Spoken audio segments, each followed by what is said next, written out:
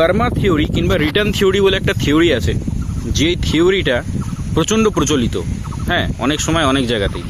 তা কিছু সময় বলা হয় তুমি যেই কর্মটা করছো সেই কর্ম নাকি তুমি রিটার্ন পাবে।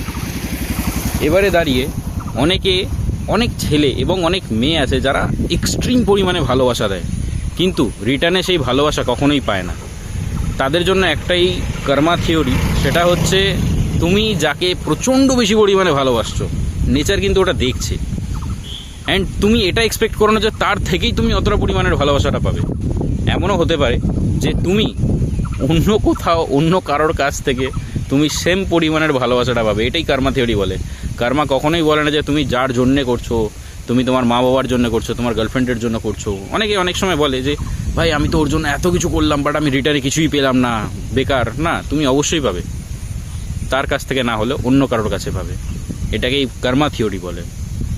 তাই তোমার লাইফে তোমার যেটা কর্ম, তোমার যেটা মনে হচ্ছে তুমি করে যাও। কারোর জন্যে করতে ইচ্ছা করছে, করে যাও।